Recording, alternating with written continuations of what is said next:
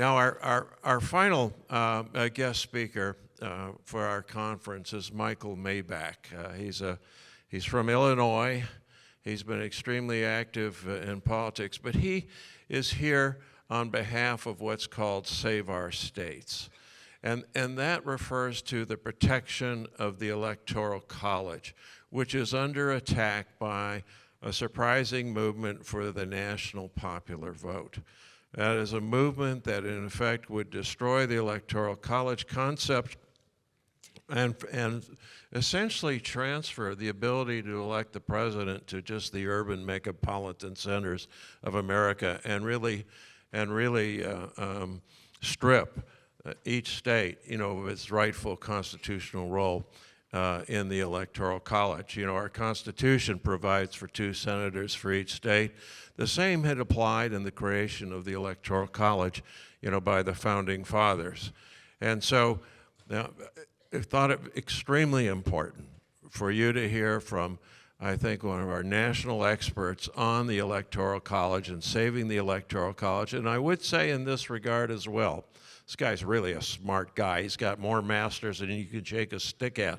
But the other thing that he will do is he will travel around the country to your communities and to your schools to talk about the importance of the Electoral College, to your schools and your other educational leaders. So with that, I'm really pleased to introduce to you Michael Maibach. Thank you, Bob. Very kind. Appreciate it.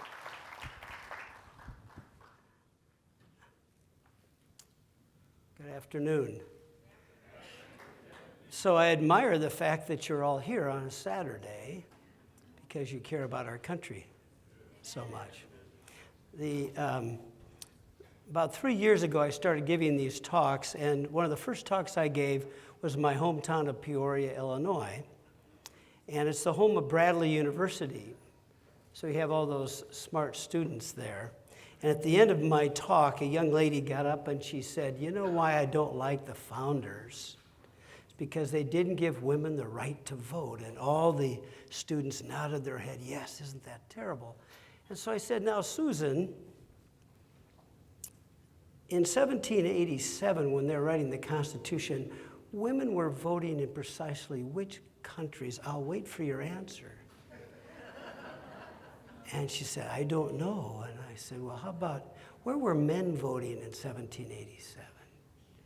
And they all started laughing because they didn't know. And of course, every country had slavery in 1776. They blame that on our founders.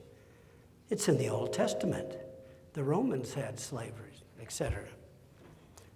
They dug themselves out of a pretty deep hole.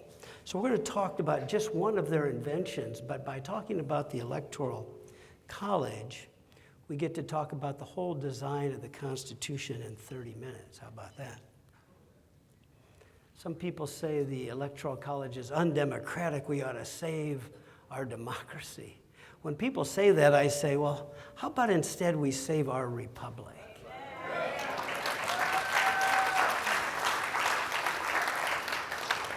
It's voter suppression. And I say, gee, well, as long as voting is easy and legal, that would be okay, right? But some people think, well, I had more pieces. I had more votes. We've had that 3 or 4 times out of 56 presidents. The majority should rule. This is the number one and really only argument of our opponents to the Electoral College is the majority should rule. I guess they've never been on a jury, but there you go. We have this rich inheritance, which I think we all love. We have the oldest constitution in the world. The French Constitution is their 5th, is 67 years old. Our Constitution came along in 1789 when they had their revolution, and we've had the same one for 233 years, and they're on their 5th since their revolution. In 1776, our founders were students of history. And in 1776, the world was full of tyranny. imperialism, ruthlessness, no social or economic mobility at all. Slaves were everywhere. I mean, there were African slave routes because when the Europeans bought slaves in Africa, they bought them from tribes who were enslaving the other tribes. Everybody was involved. And liberty was nowhere. And the founders knew from their study of history that human nature is broken. I like to ask students, do you like Shakespeare? Oh, they like Shakespeare. What can you learn from a guy that's been dead 600 years? He didn't even have a cell phone. My gosh. How did he do it without apps? I don't know. So this painting was actually painted, believe it or not, in 1787, the year our founders were writing the Constitution. This is by David, a French painter, and this, of course, is the death of Socrates. And I like to ask students, what is going on here in 399 BC? No cell phones there either. And of course, a majority vote of the elected assembly of Athens voted to put the old man Socrates to death. This is Plato's teacher, because he was asking questions of the youth and didn't adore all the right gods in Greece. They put him to death. And the founders knew this story. And his student was Plato, who wrote Plato's Apology. If you haven't read Plato's Apology, you really have to do that and see the Grand Canyon, right? Those are two things you need to do. Plato not only wrote the Apology, he wrote his tome, Plato's Republic, where he talked about different regimes, sort of like Federalist 9, different regimes and how they work. And in that, Plato writes, and this is before Hillary was even running for president. Plato writes, tyranny naturally arises out of democracy. Why would he write that? Because he watched the trial from the bushes of Socrates, and he knew the majority were tyrannical. And so instead of being a warrior, which his father wanted him to be, he started the academy. His number one student was Aristotle, who wrote the Politics. And in that, Aristotle said the only way to deal with democracy is to have a mixed regime. The Caesar, the Senate, and Roman citizens, which were not everybody, that's for sure, they were elected, to check and balance. So the checks and balance idea was part of Aristotle's thinking, and the Roman Republic had this feature until they killed the Caesar, and they became an empire. And the reason this looks like downtown DC without the metro is because our founders wanted our city to look like that, because they wanted us to have a Roman Republic that actually lasted for a long time. Now, this bill was commissioned by the elected legislature of Pennsylvania in 1751, before we had our freedom. Our forefathers were liberty men and women. They were liberty. They weren't a diversity or all those other things. They were liberty people. And of all things, they chose only one quote for the Liberty Bell, which was made in England, by the way, la-di-da. Proclaim liberty throughout all the land and unto all the inhabitants thereof. The number one book the founders quoted was the Bible. Of all their writings, speeches, was the Bible, and specifically the book of Deuteronomy, which Jesus often referred to. Jefferson wrote, of course, he was ambassador to France, thank God, during the Constitutional Convention. But he wrote, in questions of power then, let no more be heard of confidence in man, but bind him down from mischief by the chains of the Constitution. The founders knew that men tended toward tyranny. The word law in Latin means to bind, to bind. And Russell Kirk, who was a friend, the great philosopher from Michigan, said that before you can have freedom, you have to have order and virtue, and then you can have liberty because you've earned it, what he called ordered liberty. So when you have children, say once you're orderly and once you have virtue, you might be able to drive the car, but that takes 16 years. Until our founders came along, the world had tyrants everywhere, and their power was largely unlimited. And if you're going to be liberty people, freedom people, you're going to have to limit it. And why do you think we have the world's oldest constitution? Because we've got pretty much the world's first constitution. Now, the oldest is actually the Constitution of Massachusetts, which was written 7 years earlier, primarily by John Adams. And it was his design that they looked at when they wrote the Constitution. But they knew for us to be free, the government had to be limited. We know that, don't we? The number 2 book the founders wrote and quoted from was The Spirit of the Laws by Montesquieu. He's spent 20 years, he's a Frenchman, that's why he has that fancy name. He spent 20 years studying why democracies fail, and that's what his book is about. And when the founders read that, they read about his checks and balances. That's what the kids used to learn in schools. Of course, now they're too busy with the things that we just heard about. Checks and balances, divide power. Matter of fact, in the Congress, we divided it half again, the House and the Senate, because we have that wonderful thing, the Assembly of the States, which they call the Senate. So our founders decided we're going to have a Republican government. Now, the big problem that Madison wrote about in his diary when he arrives in late May of 1787, I think he stayed at a Wyndham, I'm not sure, but I know they had the little bottles of shampoo probably by then. They always do. He said the problem is going to be representation, because he had 4 populous states. Massachusetts was part of, Maine was part of Massachusetts at the time, just like West Virginia was part of Virginia at the time. And New York City, Boston, Philadelphia, those were the big cities. Philadelphia, the largest city. And Virginia had the most people, 750,000. Georgia had 1/10 of that, and Delaware and Rhode Island were smaller. Matter of fact, Rhode Island didn't send anybody to the Constitutional Convention because they heard Jimmy Madison and those Virginians were coming to town, and they were going to tyrannize the small states, right?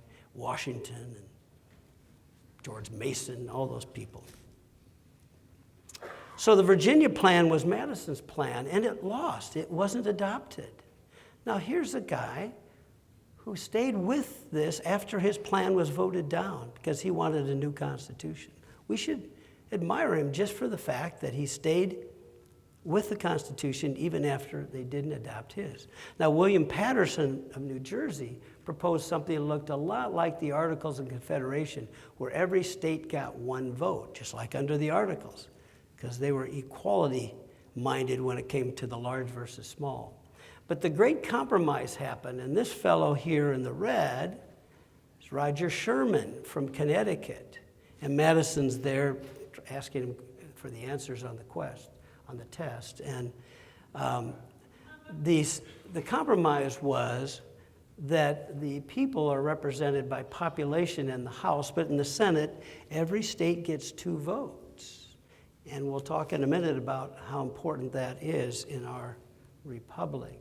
So we have this balance, the Senate and the population, the states and the population. The last thing they did in the Constitutional Convention was the last week, September of 1780, because they couldn't figure out how to elect the president, and that's what they decided the last week before they signed the document. They had a vote, popular election. Well, that didn't go well at all. Only 1 delegate from 1 state voted for it. Election by Congress. Well, no, because then the president will just be a toady. He'll just do whatever the Congress tells him to do. And plus, Washington never said a word during the convention, on the floor of the convention, but during the meals he said the following, we're told. 7 years I led our revolution against the British, and I had no one to talk to. I had 13 representatives in the Continental Congress from each state, and they all had 13 opinions. They're probably lawyers, right? And he said that we What ship have you been on that doesn't have a captain? We need to have a president, an executive, who's independent of the Congress and can veto things and lead when we're in trouble. And this is Federalist 51, a will of his own, right? And so they voted, okay, we'll elect a president separate from the Congress, but the states will decide how each of them will vote for the president. But they came up with the idea of the Electoral College, and that every time there's a presidential election, the electors, however they're chosen in the states, have to aggregate within their own state capital. So you have on this first Tuesday after the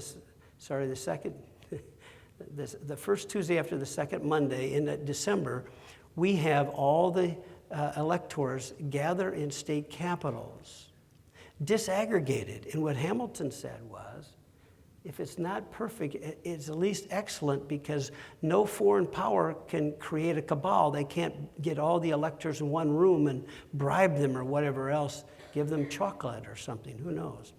So we have today 50 democratic elections, and our electors assemble in 50 capitals in the Capitol building on the same time, the same day. So there's no chance of collusion, because they knew about the nature of the human condition. So we have all these checks and balances, and the Electoral College is designed just like the Congress. Populations vote, and the states have their electoral votes depending on how many senators and how many House members. So we have, people say we don't have majority rule. We have 50 majority rules, don't we? A lot more than anybody else, and I'm going to talk about that now. This is the European Union. They stole that flag from Betsy Ross. How many countries in the European Union? 27. Here they are. They all have these blue suits except Mrs. Merkel. She has that red outfit, and this one woman has tan. I don't know. She's probably from Scandinavia. And I like to ask students, of these 27, how many are elected by a national popular vote? Those are democracies. They really know how to do it over there. And the answer is 2. Cyprus, which is sort of a Club Med kind of a place. You know, I mean, I think Trump probably is just going to buy the island. I'm not sure. But he could be president there. And France, remember, it has a 67-year-old constitution, the French. They have 1,600 types of cheese. Now, who's going to follow people that can't even decide on one cheese, okay? The Swiss have the Swiss cheese, and they know about this. So here's the problem. Why? And the French have never learned from their history, unfortunately. But the French Revolution had a king, Louis XVI. Of course, he lost his head. They invented the guillotine for that revolution, by the way. Guillotine was a French inventor. They had a parliament, and then they had Napoleon in 1801. So 12 years after the revolution, they had another king, didn't they? All right? And then, of course, they got rid of him in 1815. They put him on an island, Elbe, right? They didn't kill him because they didn't want to make him a martyr. This is why Tocqueville comes to America in 1830 to write Democracy in America, because his grandfather witnessed the French Revolution, saw what democracy was, and his father saw Napoleon, and then he had Charles X, one of your favorite, I think one of the best dressed French kings there has been. And Tocqueville said to himself, I have to go there because they had gotten rid of their king when we did, and yet we're back to kings, and they're electing Harding or somebody. You know, how could the Americans keep their democracy? He writes 756 pages, 2 volumes, Democracy in America. In French, for the French people. They never read it. Only the Americans study Tocqueville, I promise you.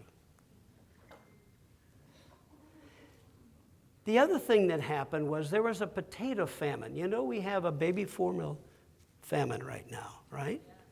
Well, Mr. Biden shouldn't be in South Korea. He should be at a factory making baby formula, because there was a blight, a disease of potatoes in Ireland, but across Europe. And that was a staple of people's diet. And that caused revolutions in 30 European countries because of food shortages and starvation. And why? Because the kings were supposed to take care of their people. And instead they were dying. And they were in fancy castles with plenty of food. And that wasn't going to happen. And the revolutions of 1848 scared the heck out of people that did want republics and democracies in Europe. They learned that mobs are no fun. If you were in Minneapolis or Portland the last couple of years, you know how fun mobs are, right? They knew that majority rule was majority ruin, and that's why only 2 countries in Europe out of 27 have a national popular vote. All the rest, this is the Electoral College of Great Britain. So, next time one of your progressive friends says, I don't like the Electoral College, it's not progressive, I say, oh, you prefer the British Parliament. Because Winston Churchill was never on the ballot of all Englishmen, nor Mrs. Thatcher, nor Boris Johnson, only their own constituency. They don't have national popular vote where we got some of our ideas. And this is the Electoral College of Germany. Mrs. Merkel, 12 years chancellor, never voted by all Germans, that's for sure. I could go on. I'm not going to give you 25 of these, but you get the idea. And every one of these countries has, on the average in Europe, 9 parties. 9 parties. And it used to be 6 30 years ago. So now their prime ministers are lasting half as long. One of the great fruits of the Electoral College is for 300 and who knows how many million people we have 2 parties.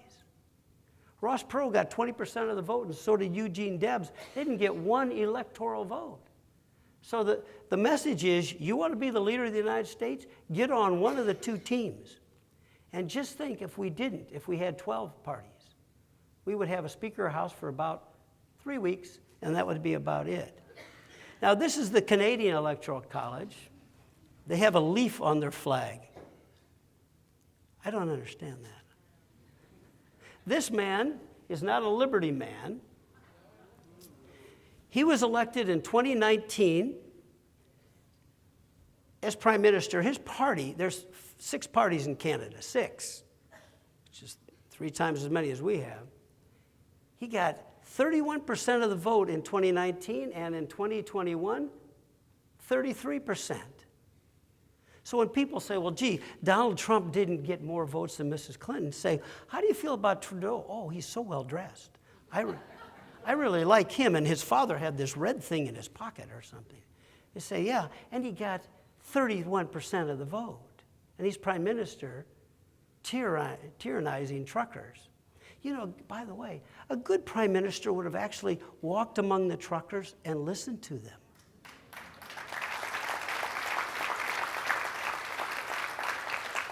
Instead of hiding out. You know, when the Whiskey Rebellion happened, George Washington got on a horse and went to visit them. He didn't send the troops, right? So these are the places that have heads of government elected in the 2-step method that we use. We 2 steps. We elect electors, etc. Just like the Presbyterian Church chooses a new priest, by the way. John Knox was a big Federalist. So many Protestants use 2-step. But anyway, Canada, New Zealand, Australia, Japan, Norway, Morocco, India, Singapore. These are all republics, not straight democracies. Now, the next group of flags are places you would like to vacation in. These are the ones that have national popular vote. Iran, Nicaragua. Nicaragua has a national popular vote. Venezuela, Russia. There's a real great place. Iran, Nicaragua, Venezuela. I have Russia twice because we like them so much. Afghanistan, Mexico, Zimbabwe, Turkey. These are the national popular vote places, and we have millionaires, including John Koza, who invented the scratch-off lottery, who was funding millions of dollars for the National Popular Vote Compact to get rid of the Electoral College so that California will elect every president. And they are so well governed out there, if you visited, you know. In 2012, you remember John Boehner? He's now a lobbyist for the marijuana legalization cause, which puzzles me. He had 234 House members elected him Speaker, but Nancy's members of Congress got 49% of the vote, and he only got 48. He was a minority speaker. Matter of fact, we've had 12 U.S. House speakers whose members have gotten fewer votes than the opposite party. Majority rule? No. And that brings me to the World Series, and I know finally we're talking about baseball, right? In the 1960 World Series, the Pittsburgh Pirates beat the Yankees 4-3. But, there's one Pittsburgh person, but the Yankees got 55 runs, which is a record in a World Series, versus 27 runs by the Pirates. Now, is that fair? Is it the most runs or the most games? Is the Super Bowl, you get to the Super Bowl because you scored the most points or you won the most games? On and on and on, right? That's how our system works. We've only had 2 presidents since 1828 that didn't win a majority of the states, Jimmy Carter and President Kennedy, because Southern Democrat, anti-civil rights guys ran against them. Right? Other than that, Trump got 30 states, Mrs. Clinton got 20. W. Bush got 30, Gore got 20. Most games, right? It's not so bad. Lincoln only got, I don't know if I have Lincoln in here, Lincoln only won 39.8% of the vote on the run. 60% of Americans voted for somebody else because there were 4 candidates. But he won 18 states. He got the majority of the states. And no one said, oh, you're not the president, because they thought states were important, didn't they? Because by the time he was sworn in, 6 of them had left the Union. But the left wants to recalibrate to the national popular vote. Now, this is the country by population, all right? And if you can't find your state there, that's because you're one of 42 states that can't find your states there, right? Los Angeles County, I can't wait to drive there someday. I don't even know which direction they're going. Los Angeles County has more people than 41 of our states. And that includes California. This is a different planet. These people have a different life. They see the world differently. It's a big country. This is New York City. We have someone here from Long Island, Rebecca. This is Central Park. Now, does anyone know how many acres are in Central Park? Oh, you've been there. Okay, you've been there, And it's so, you have to walk it out, just how many acres.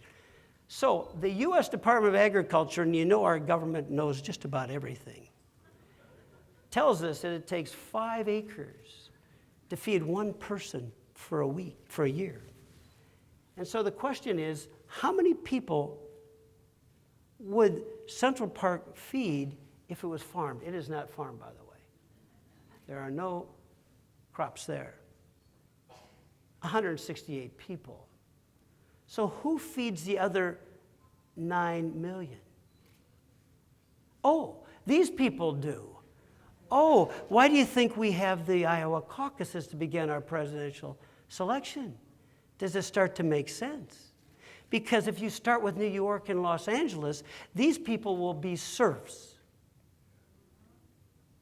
They will be serfs. And they will not be serfs. And they will not send their food to cities that rule them.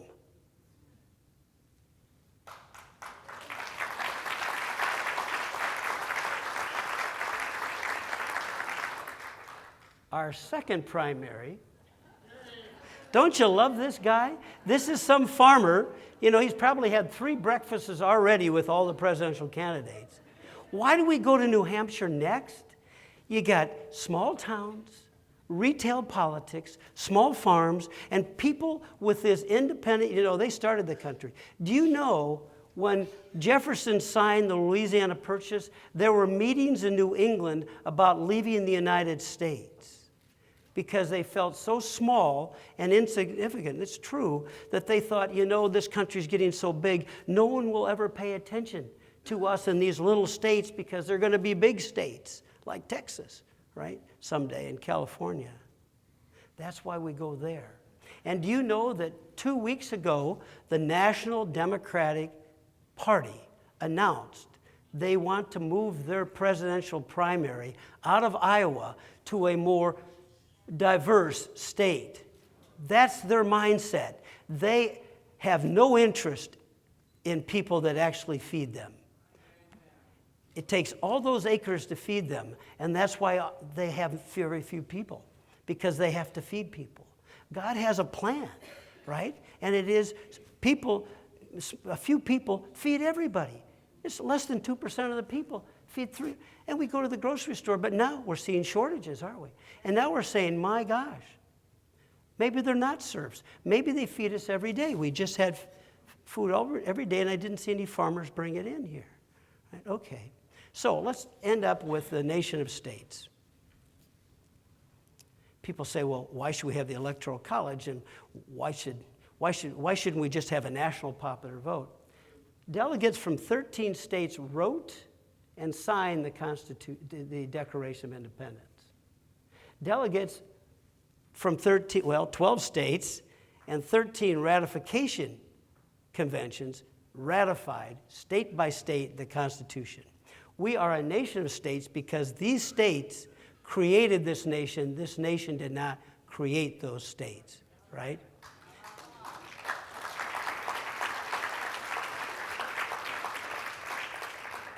We have communities because parents build families.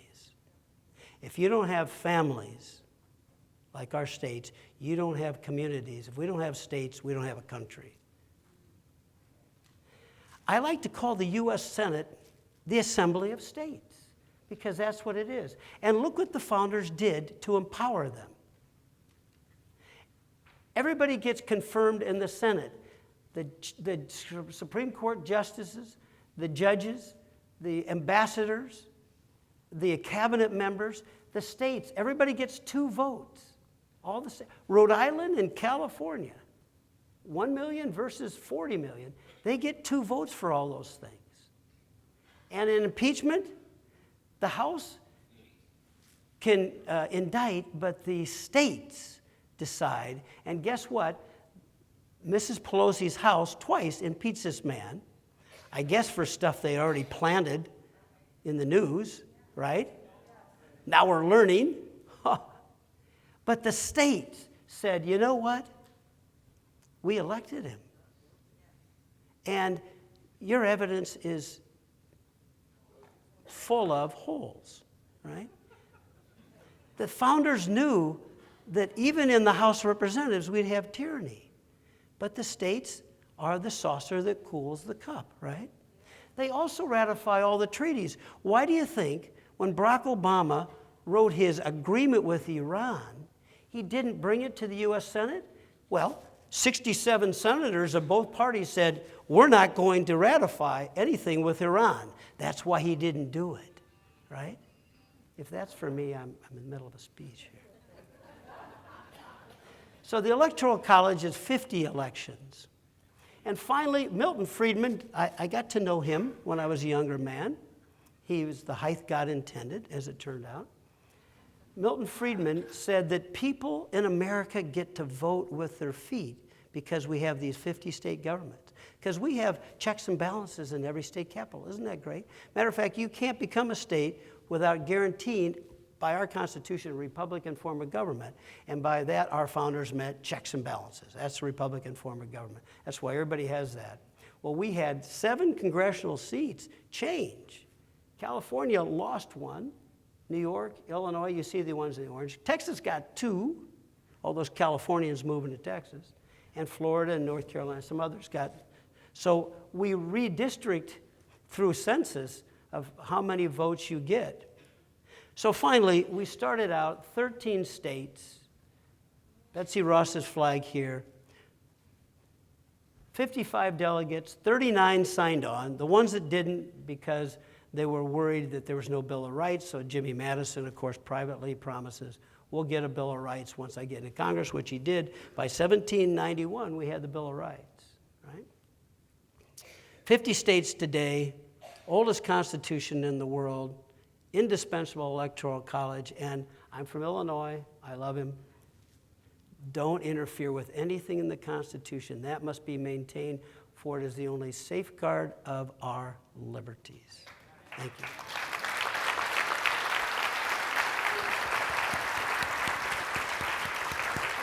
Okay.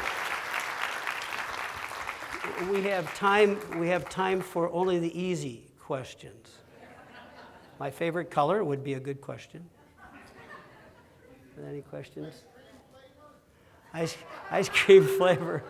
Well, you know, while Biden's out of the country, I don't talk about ice cream in respect for the presidency. Right. Anybody else besides ice cream? Is there any? What can we do to help? What can we do to stop the movement that is trying to force not only a popular vote, but locking states in together based upon the individual state's popular vote? I forgot what it's called. I just had a brain freeze, but The National Popular the Vote. compact. Yeah, the National Popular Vote Compact was started by John Koza and others in California who were upset that Gore didn't win the election, okay? And they thought we should have a national popular vote. It started in 2006. They now have 15 all-blue legislatures that have passed it, and 15 of those governors have all signed it. They have 195 electoral votes. They need 270 to create a constitutional crisis. But they pretty much are running out of all blue states. We beat them last year and the year before in Virginia. I co-chair that coalition. It's called the Virginia Electoral College Coalition. We beat them last year in Maine, all blue state, frankly because Maine disaggregates their electors and they have ranked choice voting and they didn't want to have the compact change everything. But the compact says is simply this: no matter how the people of our state vote, our state government will tell our presidential electors to vote for whomever wins the national popular vote once the 50 secretaries of state aggregate their votes. In other words, however California votes, right? That's what they've done to the people of their own states. That's how much respect they have. No matter how you vote, I'm going to go with the majority.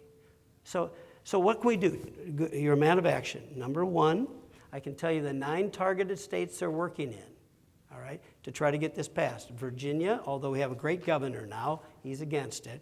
North Carolina, Maine, Pennsylvania, Michigan, Wisconsin, Minnesota, Nevada, and Arizona. Those are the, maybe I missed one, but those are their targeted states. Number two, I and a colleague of mine, we give these speeches around the country. We don't charge anything for our speeches. We do require free parking. Okay, if I'm a place like this, parking is not inexpensive here. So I need, wherever I go, free parking. But we'll go to your community. I'll do this speech over and over again. I have 7 different speeches I give that are on this theme. So thank you for asking. You can reach us saveourstates.com, or my business card is out there and around here. Any other questions? Yes, I have one. I'm Don Kernut, delegate from New Mexico. Oh, hi, Don.